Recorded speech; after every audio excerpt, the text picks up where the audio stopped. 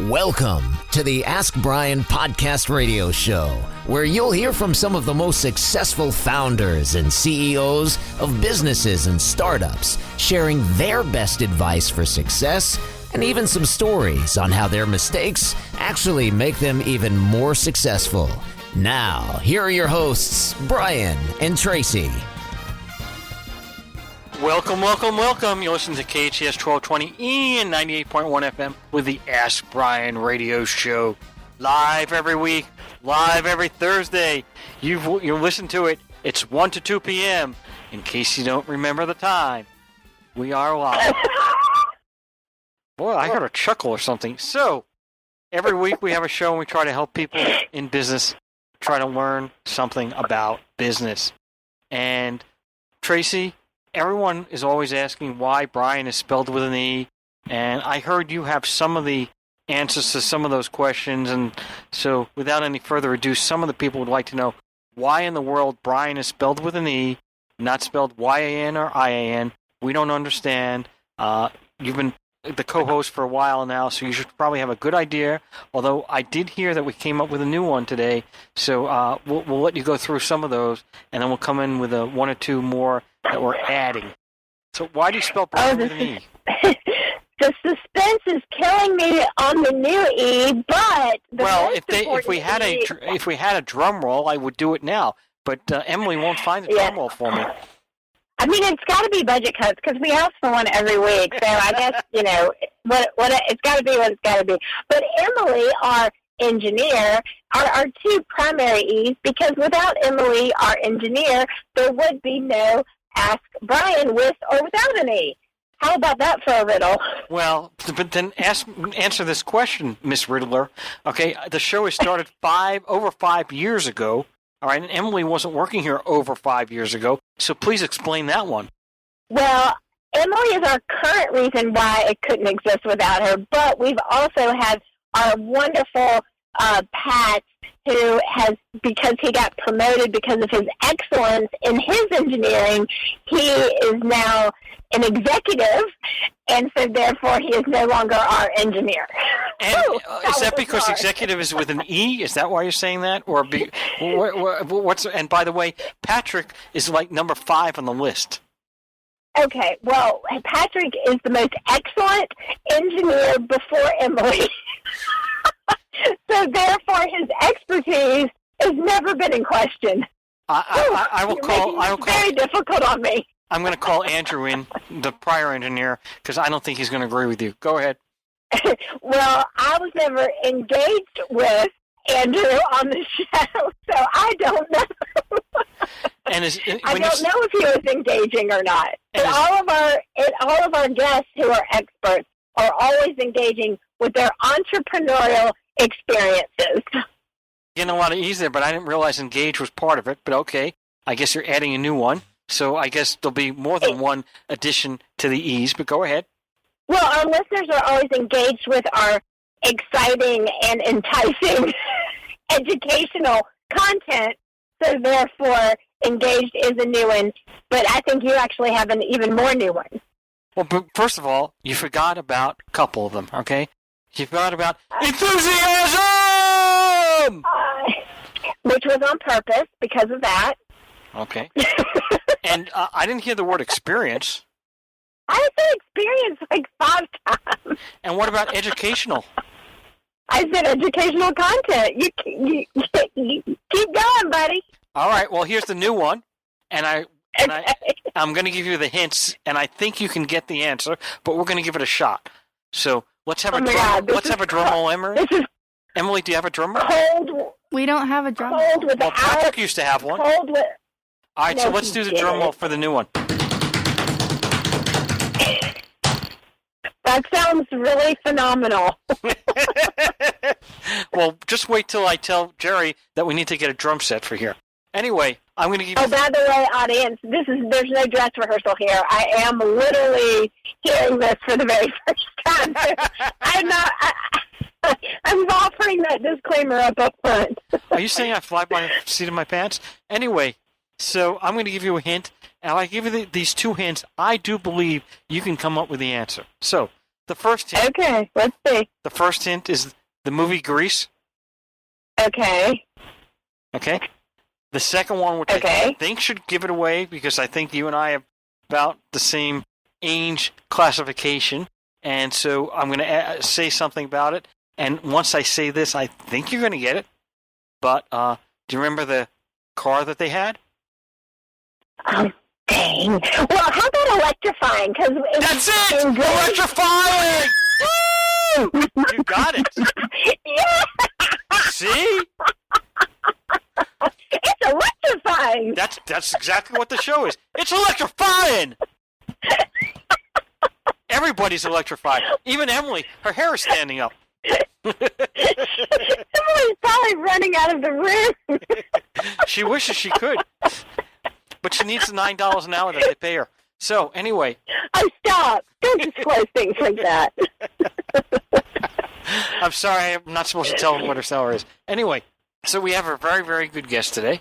And, by the way, interestingly, so our guest, she is the CEO of a company called YouRok. And so now I'm going to ask her a question. My first question, because we have Brian with an E. Why is rock without a C? It's a play on the expression, you are okay. All right. That's actually what I said to you yesterday. I love that. That is great. That is exceptional branding. Well, thank you for that. I come from a product marketing and strategic marketing background, and I've named a few products in my career, but we really wanted to emphasize the positivity side of things for kids, since they're criticized and held accountable and punished all too much. We wanted to be the positive place for them to go in the virtual world. So what our listeners don't know what YouRok is, but before we get there, we want to go a little bit about your prior background. So YouRok was created what year? Oh, what year did YouRok start? I started dreaming about it in 2016. And then from there, we went to product concept test, and then coding, and then launching, and so on. So, but before we get there, what were you doing prior to 2016? Well, my entire career has been spent helping companies bring new products to market, both inside of corporations and as a management consultant with my own consulting practice called Vision and Execution. And would there be any products that some of the people in the audience might know? Well, I've worked with a lot of name brand Fortune 500 companies on projects within their realm, so that would probably be less interesting. A lot of the companies that I've worked with over the years have, at this point, been acquired, so you might not recognize them, but probably my biggest claim to fame was working with the first ad-serving software solution created by NetGravity, which got acquired by DoubleClick, which got sold to a private equity firm, which then was acquired by Google. Wow, I know DoubleClick because I actually represented a client. We sued them and won. So, question for you: how did You Are Okay come about? How did you? What made? There's actually two reasons for it, and we might have my sidekick here contributing to the call as he goes barking in the background. I had actually gone through a divorce, and I was, when you have a major life event like that, you think about changing more than one thing.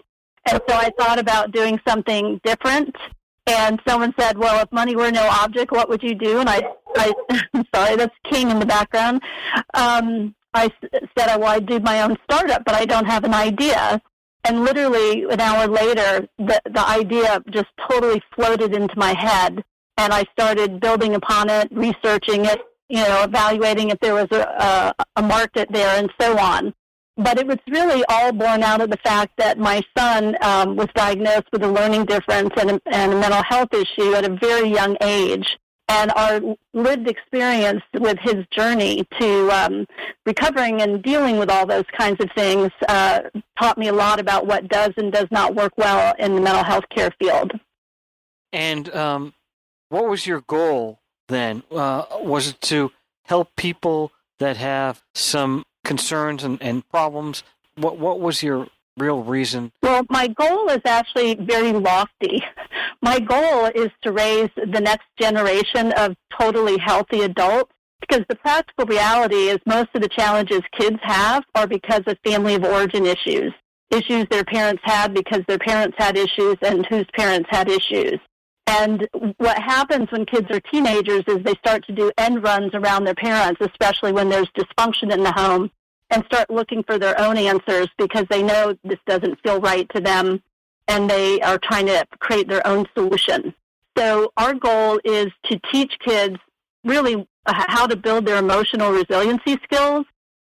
Research has documented that emotional resiliency is the foundation to mental health. And by having really strong skills in that arena and the ability to process really big emotions when bad things happen allows you to go through the challenges that life will throw at you and come out ahead. So how does YouRok work? Well, there's two components to it. We've created a smartphone app by and for our target market of adolescents and tweens, and it basically gamifies evidence-informed research about how to improve your emotional resiliency. We've got a platformer game in there that's kind of the hook pulls kids in, but there's a knowledge base of information that they can look up that's curated and more tailored to a tween or teen in terms of what they should be reading about issues in their life or what they want to know about issues in their life. There's a feature that allows them to practice self-advocacy, another feature to practice gratitude, and another feature to reframe negative emotions and take a more positive view of what they're dealing with in their life. And all of those come together to help improve a child's mood. And we've found from our pilot of 2,800 users that kids actually do get better using the app based on our analysis of their change in scores. And then we've heard anecdotally from the kids how much better they feel from using the app. So how do you determine that somebody has gotten a benefit out of it? Is it just polling, or is there another way that you can measure? No, we have algorithms that analyze everything the kids share within the app. What they share within the app is always private, and it's not shared with anyone else. But our algorithms are able to do sentiment analysis and assess how positive or negative they're actually feeling based on what they're sharing. And that score that's produced, we call it the MIOK score within the app, serves as an emotional thermometer to help kids know if they're doing okay. And if they're not, within the app, we encourage them to reach out to resources to get more help. And for customers who are using our enterprise dashboard, which is a SaaS-based solution, they have the dashboard to basically do population health management and determine how well a school or a pediatric practice or a therapeutic practice, how the patients are doing from afar, and also risk stratify who needs the highest level of care to prioritize the limited available resources for therapeutic care, as we're going through an extreme shortage across all age groups, but it's especially bad for adolescents, with the shortage expected to last to 2050.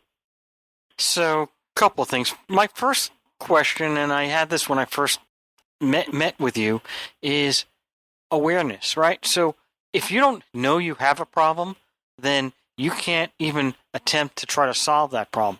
So, how does awareness come in? How does somebody realize that they need to contact or work with YouRok? What is a trigger for that?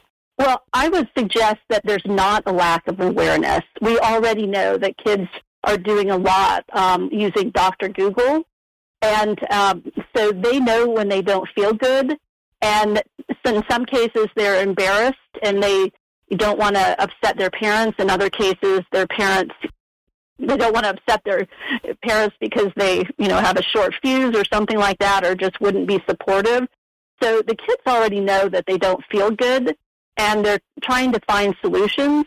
And even the folks who could potentially meet the diagnosis for anxiety or depression are still quite aspirational and wanting to feel better and be their best self. And that's basically the messaging we put out about the app that makes it so attractive to the end users, the youth who are using the mobile app. And do you need the parents' involvement for this? Well, like most apps or social media sites, kids are getting on these things whether they have parent permission or not. When we work with our enterprise customers, they have the ability to secure parental approval first, and that's what is happening with our client in Florida. That's the 8th largest school district. They've solicited approval forms from the parents so the kids can not only use the app but share their email address with us so we can invite them into the program and download the app. So let's go through how this works.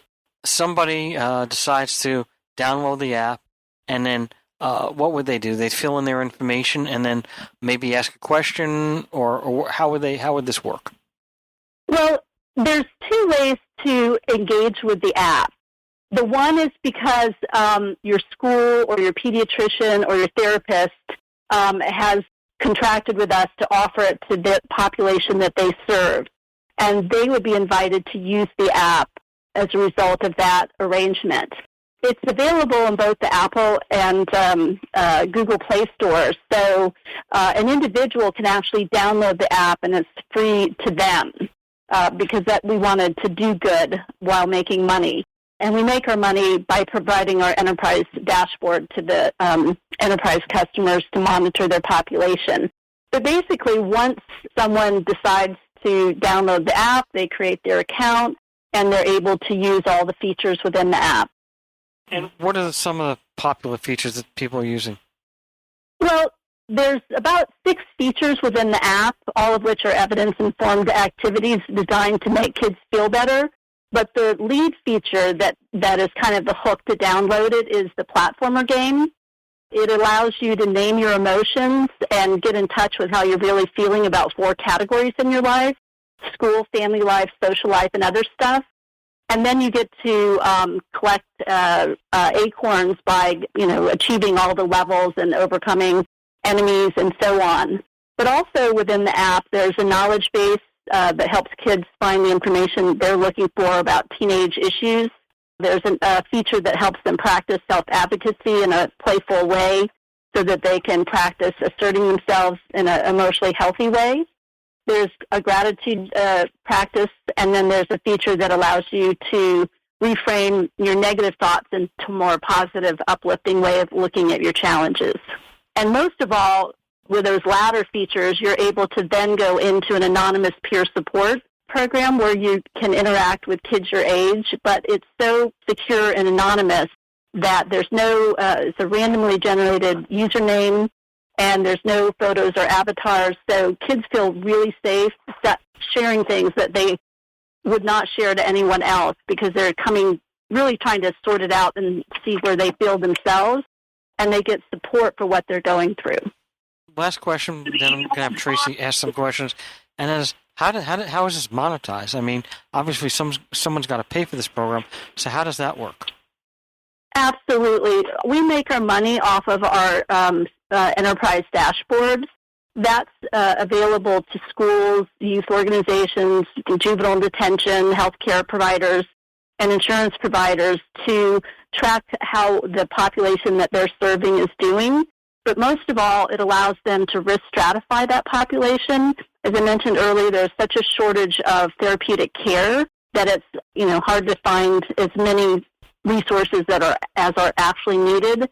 So we give folks insight into kids who might be really adept at flying beneath the radar but are really struggling. And these are often the kids that end up in the ER from a suicide attempt. And so that's what people are paying for. And it's volume-based pricing based on total community served. So it's basically the enterprise that are paying, no one else is paying. Is that correct? Correct. So an example, the enterprises, what, like the school districts, et cetera, are there any other defined enterprises that you're seeking? Yes, schools, youth organizations, juvenile detention centers, pediatricians, therapists, insurance providers. Those are all among our target customer groups. All right. Well, without any further ado, ADIEU, that's Tracy's favorite word. Because that's Tracy's you favorite love word. all the consonants. Because it only has one vowel. I can't say it as fast as Patty does, though, so, further ado. because I'm more excited about the next chapter of questions.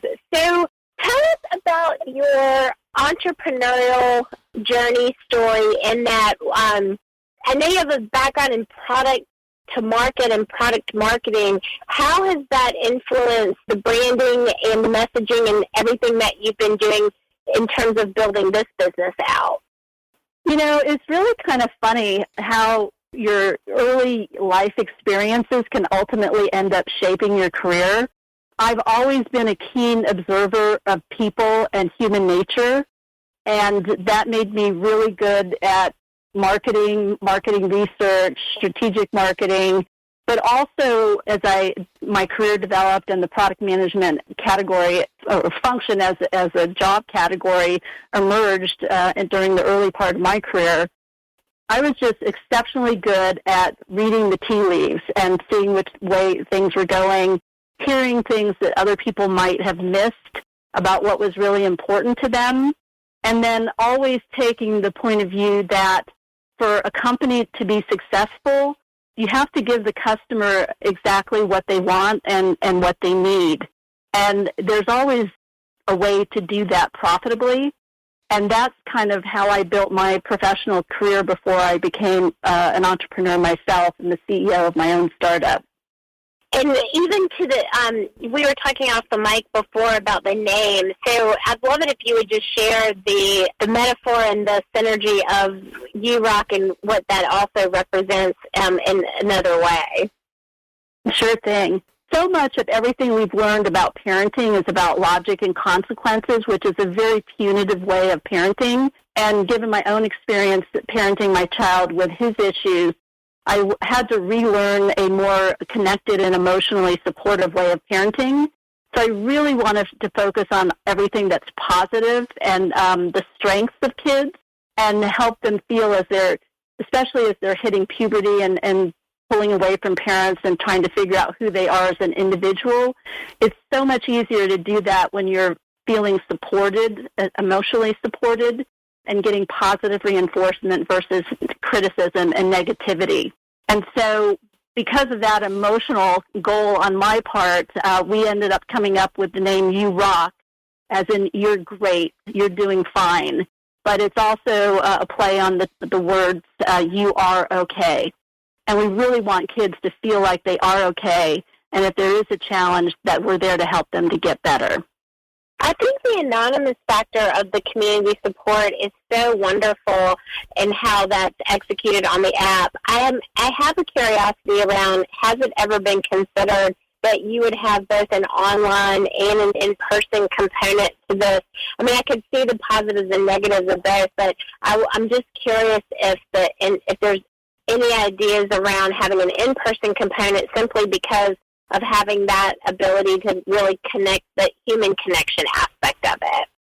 I would say that for the generation that we're targeting and the ones that will come behind them, they don't have that same need for in-person connection. They're somehow able to manage forging those relationships online.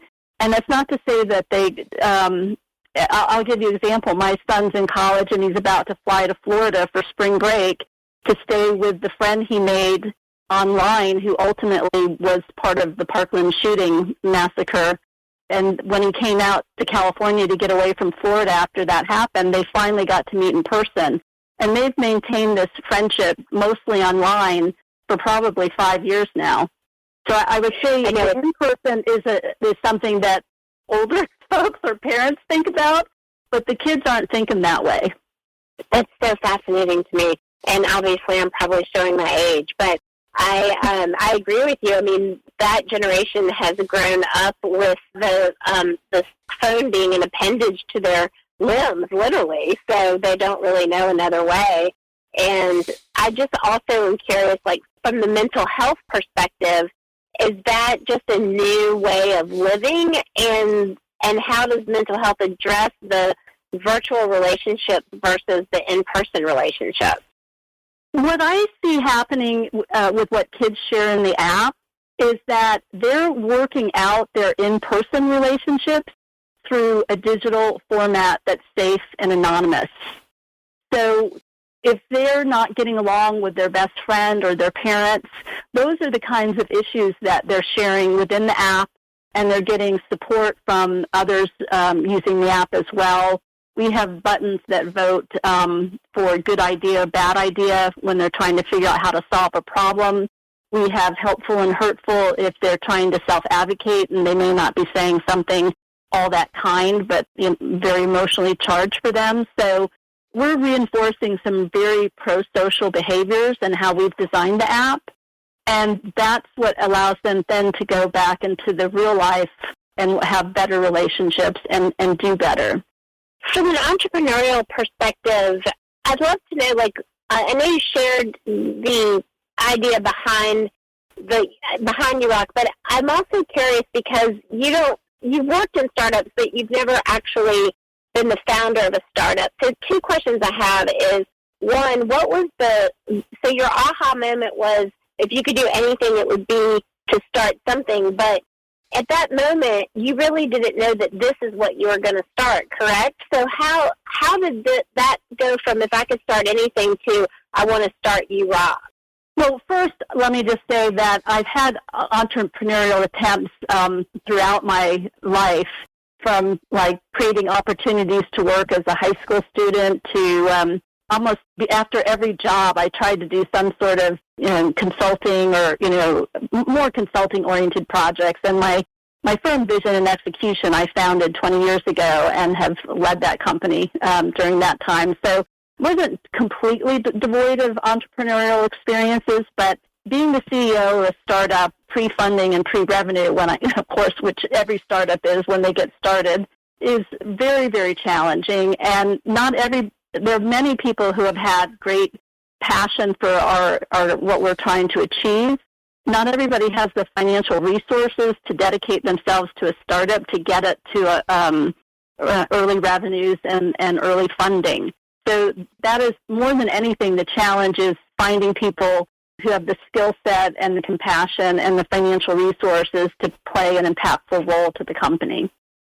In doing that, so were you primarily self-funding, or did you start out with the concept and then start researching funding opportunities right away? Well, as a C Corp, or one that was intending to be for-profit all along, there's very little funding opportunities for you if you're not a serial entrepreneur, as in a healthy exit. So everybody is bootstrapping and self-funding. We've actually been able to close our first customer, so we are starting to generate revenue, and we're part of a fantastic accelerator called Expert Dojo that puts money into their cohorts so that they can get a little breathing room and scale more efficiently.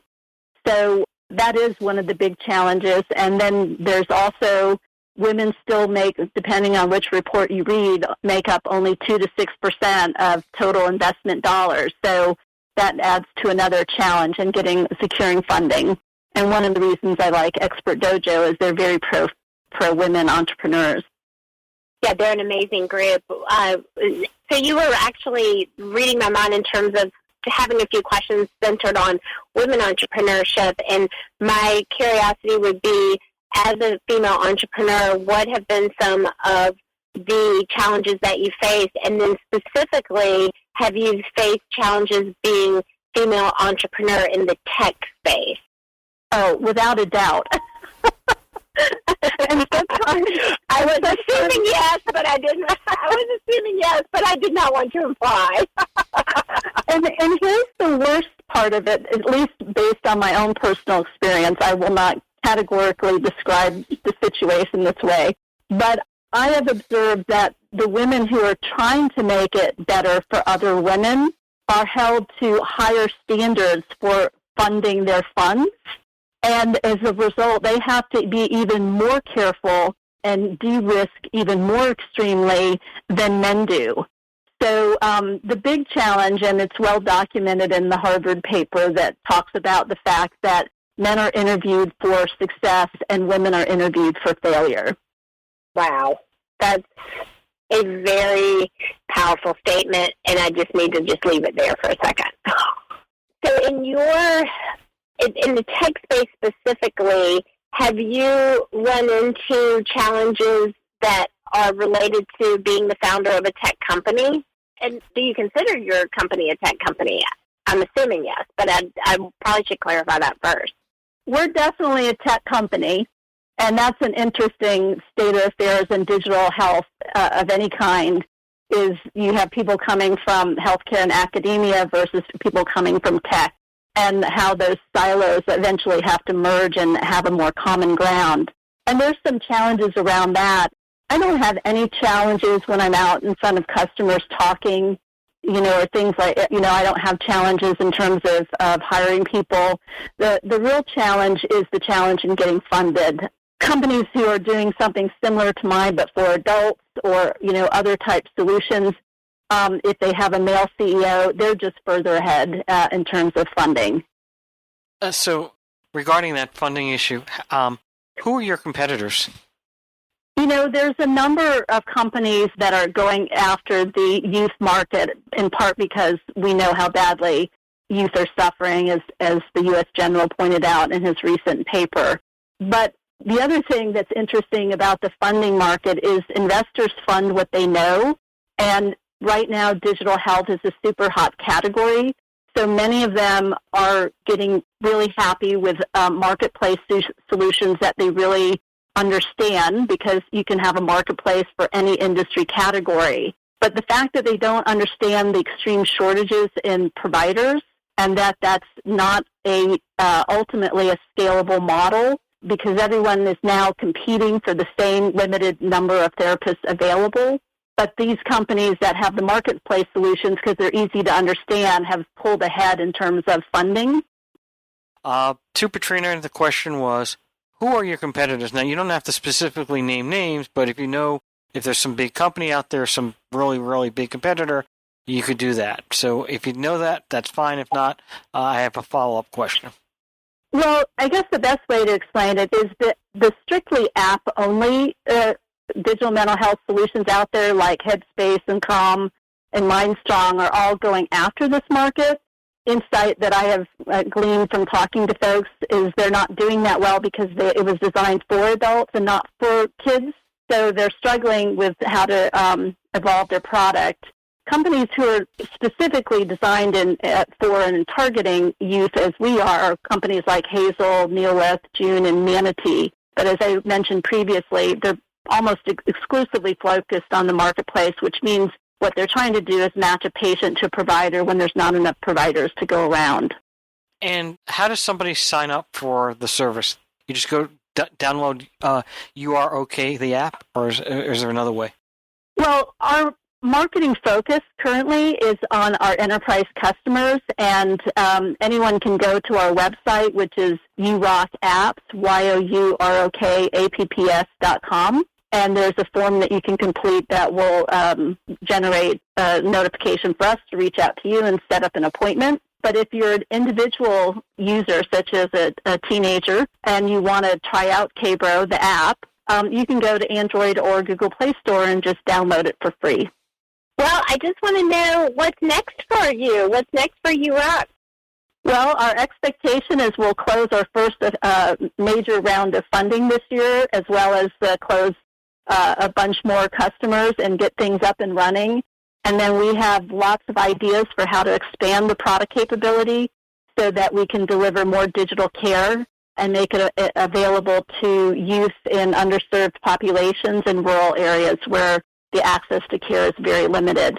Only 50% of counties even have psychiatric care available within their county.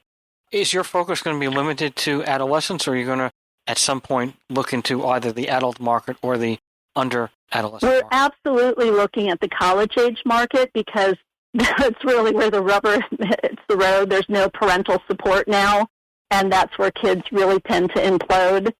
We've talked to a number of universities and gotten feedback that while we probably need a different name and maybe a different logo and home screen, the features as they stand would appeal to the college-age population. So we're moving in that direction. What about stigmas? Because, some people still do have that area where they, if they find out that you're on YourOK or they know what it's about, a kid finds out about that, they could, stigmatize somebody for that. So how do you get around that? I think that's a worry if you're getting prescribed a digital pill, which is what they're calling these mental health apps, and some of which are getting FDA approval.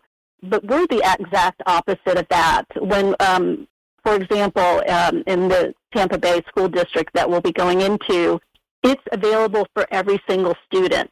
We're not pulling a kid aside and saying, we're worried about you, so you must use Capro to feel better.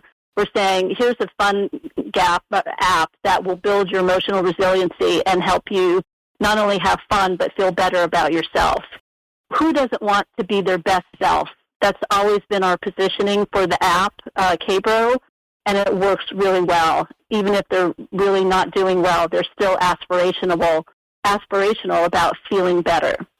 Is your main marketing channel through the schools, or do you do marketing through social media to go direct to the adolescent?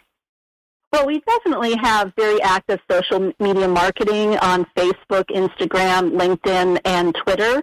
We have Instagram and a Facebook page are geared to kids, and then we have a separate Facebook page geared to adults, and then Twitter and LinkedIn obviously would be more business focused. It's where we connect with therapists who are concerned about kids as well. But we also have a very active direct sales program going on, reaching out to our target customer groups to gain their interest in what we're doing. And we've also been, fortunately, because of the growth of the category, there's been a lot of health conferences and virtual health conferences, digital mental health conferences, where we've been able to talk to people who are actively seeking solutions like ours, and that's where most of our leads have come from. No, well, the best way to reach you personally, if anyone wants to ask you a direct question? Sure thing. It's Patrina, Patrina, at YouRokApp.com.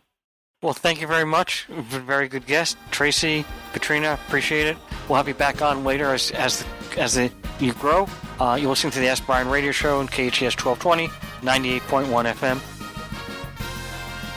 Thank you for tuning in to the Ask Brian radio show. You can listen to us every Thursday on KTHS AM 1220 and FM 98.1 or via Facebook Live or anytime wherever you listen to your podcasts. Visit AskBrian.com to join the conversation and ask us your business questions, and we'll answer them on our next episode. That's AskBrien.com.